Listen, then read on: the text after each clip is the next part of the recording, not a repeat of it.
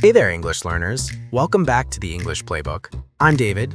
And I'm Sarah, and we are super excited about today's episode because we're diving into the business world. That's right.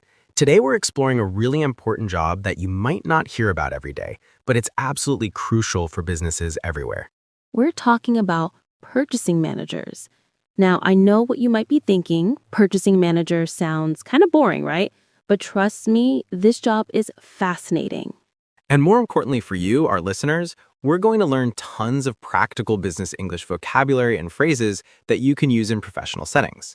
Whether you're working in an office, preparing for a job interview, or just want to sound more professional in English, this episode is packed with useful content. So grab your notebook, get comfortable, and let's jump right in. All right, David, let's start with the basics. What exactly does a purchasing manager do? Great question. So a purchasing manager is someone who helps a company buy the things it needs to operate. Now, that might sound simple, but it's actually a really complex and important role. Right, it's not just about going shopping for the company. This person has to make sure the company gets the right products in the right amounts at the right time and, here's the crucial part, for the right price. Exactly. And let me break down who they work with. Inside the company, they talk to different department leaders and team members to understand what everyone needs. So if the marketing team needs new computers, or the warehouse needs packaging materials, or the cafeteria needs coffee, the purchasing manager is the one who figures all of that out. And outside the company, they work with vendors and suppliers. Now, these two words are really important for our vocabulary lesson today. Yes, so a vendor is someone or a company that sells things. Think of it like this. The verb is to vend, like a vending machine where you buy snacks and drinks. Perfect example. So I could say, he is a door vendor. He sells doors to construction companies. Or, let me contact my vendor about getting a better price on these office chairs. Now, supplier is very similar to vendor, but we use it in slightly different contexts. A supplier is someone or a company that supplies you with what you need on a regular basis. Right, so if I own a clothing store, I need a supplier to bring me clothes regularly. Otherwise, where am I going to get my inventory? Great example. You might hear someone say, IBM is one of the biggest computer suppliers in the world. So here's a quick tip for our listeners. Vendor and supplier are often interchangeable, but supplier usually implies a longer-term relationship. Excellent point. Now, what's really interesting about the purchasing manager's job is all the negotiating they have to do. Oh yes, negotiating. This is when you try to get a better price or better terms by discussing the details of a deal. So imagine one supplier offers low prices but slow delivery, and another offers high prices but fast delivery. The purchasing manager has to decide which is better for the company, or even negotiate to get both low prices and fast delivery. That's the skill right there. And this brings us to one of the most important aspects of the job, checking quality. Absolutely. A purchasing manager doesn't just buy the cheapest product. They have to make sure items are strong, safe, and actually useful. If they buy cheap products that break easily, that could cost the company even more money in the long run. Speaking of in the long run, that's one of our key phrases for today. David, can you explain this one? Sure. For the long run, or in the long run, means for a long period of time. It's about thinking long term, not just about today or tomorrow. So in a job interview, if someone asks, "Are you here for the long run?" they're asking if you plan to stay with the company for a long time. Exactly. You could answer, yes, I'm looking for a position where I can grow and stay for the long run. Perfect. So purchasing managers have to think for the long run, making decisions that help the company not just today, but months or even years from now. All right, Sarah, now let's listen to a real business conversation between a purchasing manager and a vendor. This is where things get really practical. I love this part. So we have Angela, who is the purchasing manager, and Michael, who is the vendor. Let's hear what they say. Good morning, Angela. How have you been lately? Morning, Michael. I've been very busy lately. One of our other vendors is going out of business, and I've been searching for a suitable replacement. Okay, pause right there. Suitable replacement. This is a phrase you'll hear all the time in business English. Yes, suitable means appropriate or right for the situation. And a replacement is something that takes the place of something else. So Angela isn't just looking for any new vendor. She wants a suitable one, meaning one that meets all her needs and requirements. Here's another example. I broke my expensive camera and I want to buy a suitable replacement. Not a cheap one, but one that's similar in quality. Perfect. Okay, let's continue with the dialogue. Well, rest assured that you can count on us to be here for the long run. Please sit down. Coffee? Ooh, two great phrases right there. Let's break them down. First, rest assured. This is a phrase you use to give someone confidence. You're basically saying, don't worry, you can trust me. Right. So Michael is saying, rest assured that you can count on us. He's telling Angela, you don't need to worry. We're reliable. And then he says, count on us. This is a really important phrasal verb. Yes. To count on someone means to depend on them, to rely on them, to trust that they'll do what they say. So you could say, you can count on me to be there for your presentation tomorrow. I won't let you down. Or, my team always counts on me to finish my work on time. Exactly. Now, in the dialogue, Angela responds about coffee. No thanks. I've been trying to cut down on the caffeine. And Michael says, I could never do that. I'd be a zombie if I didn't have my morning coffee fix. I can relate to that. But seriously, fix is an interesting word here. Right. We know fix as a verb, meaning to repair something. But as a noun, a fix is something you need regularly, almost like an addiction, but in a lighter sense. So my morning coffee fix means the coffee I need every morning to function properly. You could also say, I need my daily English learning fix, so I listen to the English Playbook every day. I like that. Okay, so then Michael says, let's get down to business then. This is such a common phrase in professional settings. Get down to business means to stop the small talk and start discussing the actual work or purpose of the meeting. Right. You don't just walk into a business meeting and immediately start talking about numbers and contracts. First, you make small talk, like, how's your weekend? How's your family? But eventually, you need to get down to business and talk about why you're really there. You might say, it's great catching up, but we should probably get down to business. We have a lot to cover today. Perfect. So Angela then explains, yes, I've come to talk with you about ordering the 8-megapixel cameras for our new Me phone. The demand for phone cameras is growing, and Pair has been falling behind in the market. That's great. I'm glad to hear that Pair has finally jumped on the bandwagon. Okay, this is one of my favorite phrases. Jump on the bandwagon. What does this mean, David? So imagine a bandwagon, like an old-fashioned wagon pulled by horses that everyone is riding on. If you jump on the bandwagon, it means you're joining everyone else in doing something popular. Right. So if everyone is buying electric cars and then you buy one too, people might say, oh, Sarah finally jumped on the bandwagon. It can have a slightly negative connotation, like you're just following the crowd, but it's not always bad. True. In this case, Michael is saying that Pair Company is finally doing what everyone else in the market is doing, upgrading their cameras. You could also use it positively in business. I'd really appreciate it if you jumped on the bandwagon and supported this new project. Love it. Okay, let's continue. Angela says, no, we're changing all the cameras to 8 megapixels. We were hoping that by making your company our sole supplier for cameras, we could negotiate a better deal. Two more important terms here. Sole supplier. David, break this down. Sure.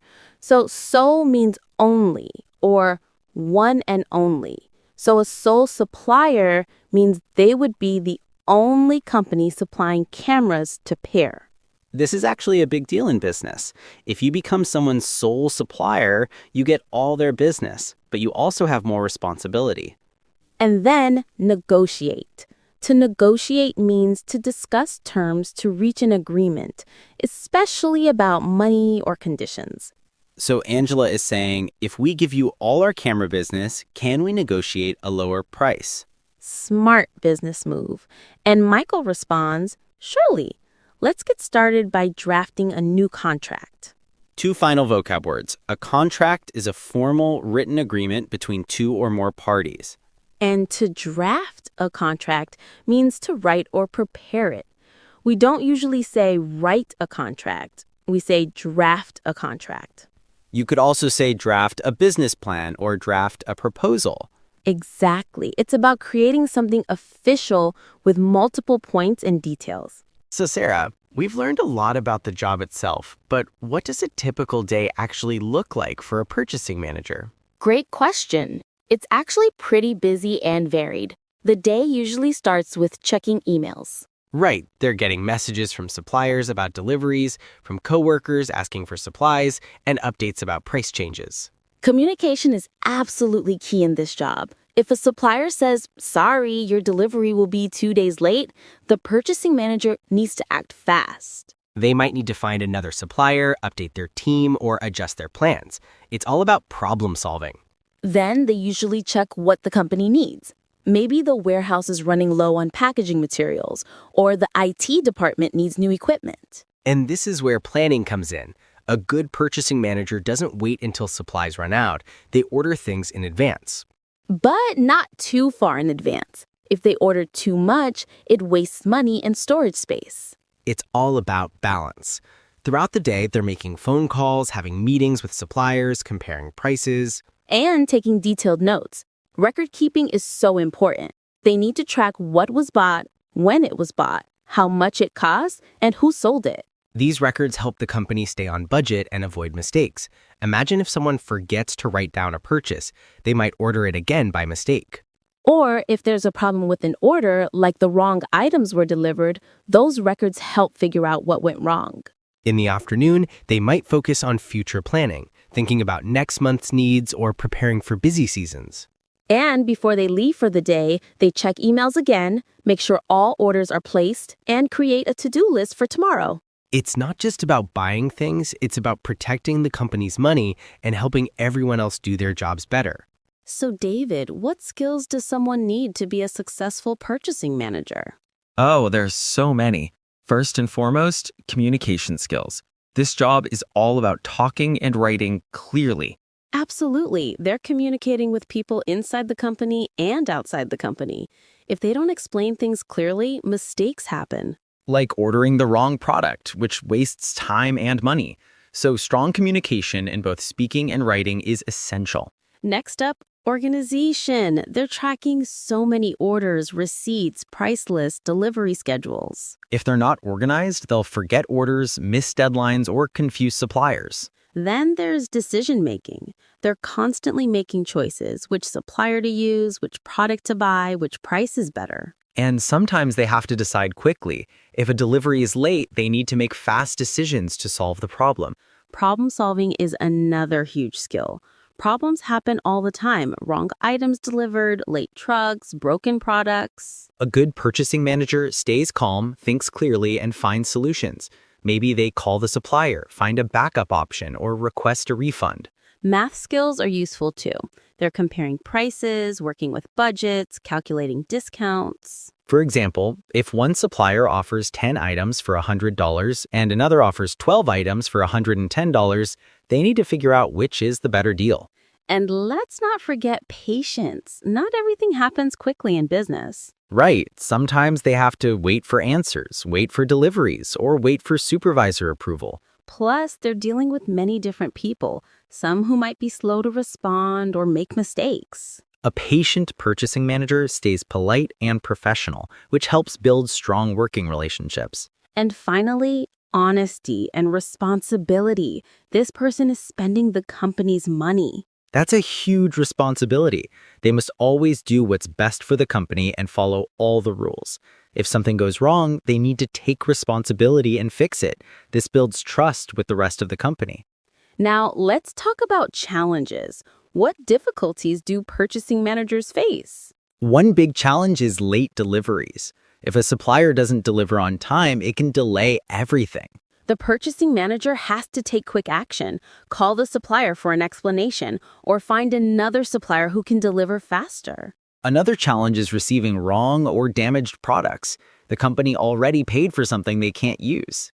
They need to contact the supplier, describe the problem clearly, and request a solution, maybe a refund, replacement, or discount. Price changes are tricky too. Sometimes costs suddenly go up because of fuel prices, economic changes, or shortages.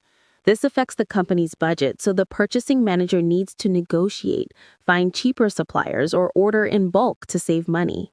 Time management is another challenge. They're juggling many tasks at once, comparing suppliers, checking budgets, writing reports, answering emails.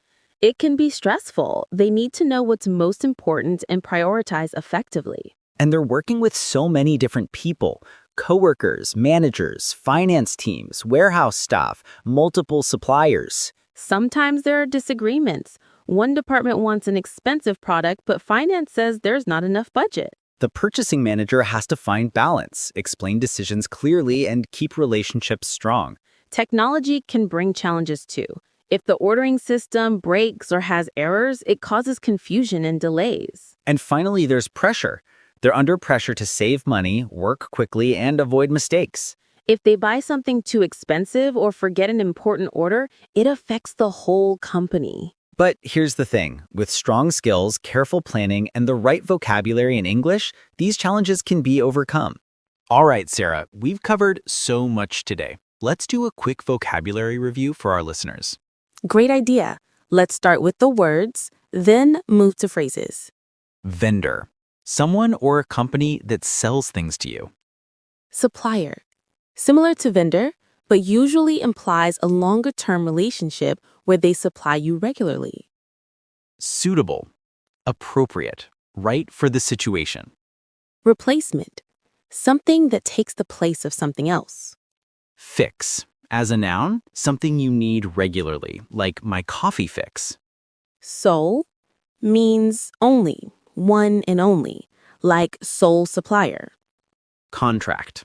A formal written agreement. To draft. To write or prepare something official, like draft a contract. To negotiate. To discuss terms to reach an agreement, especially about money. Now let's review the phrases. Rest assured. A phrase to give someone confidence, meaning, don't worry, you can trust me. Count on someone. To depend on them, to rely on them. For the long run. For a long period of time. Thinking long term. Get down to business. To stop small talk and start discussing the actual work. Jump on the bandwagon. To join everyone else in doing something popular. Suitable replacement. An appropriate substitute for something. And remember, these aren't just random words. They're connected to real business situations. Exactly. When you learn vocabulary in context, like through this purchasing manager scenario, you remember it better. So, Sarah, how can our listeners actually use this vocabulary in real life? Great question. Let's create some example scenarios. Scenario 1. You're in a job interview and they ask, are you looking for temporary work or a long-term position? You could say, I'm definitely looking for something for the long run. I want to grow with the company. Perfect. Scenario 2. Your colleague seems worried about meeting a deadline. You could say, rest assured, I'll help you finish this project on time. You can count on me. Excellent. Scenario 3. Your team is finally agreeing to use a new software that everyone else has been using. You might joke, well, it's about time we jumped on the bandwagon. Nice.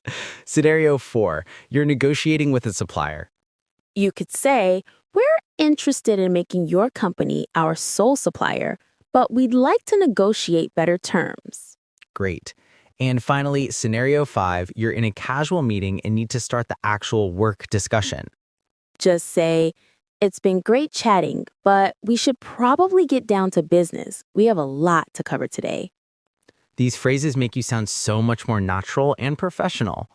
Wow, David, we covered so much today. We really did. From understanding what a purchasing manager does, to learning essential business vocabulary, to exploring real workplace challenges. And the best part?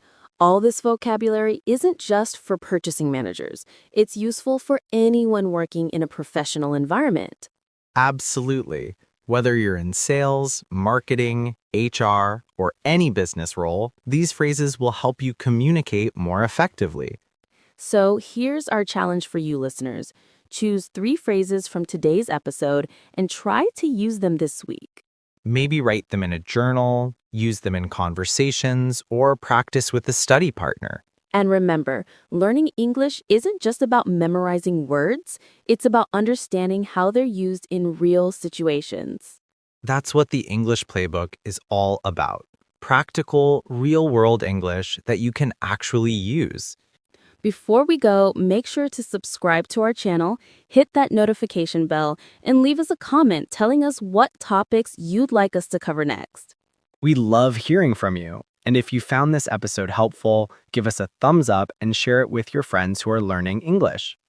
You can also follow us on Instagram and Facebook at The English Playbook for daily tips and mini lessons. Thanks so much for listening today, everyone. Keep practicing, keep learning, and remember, English is your playbook for success. I'm David. And I'm Sarah. And we'll see you in the next episode of The English Playbook.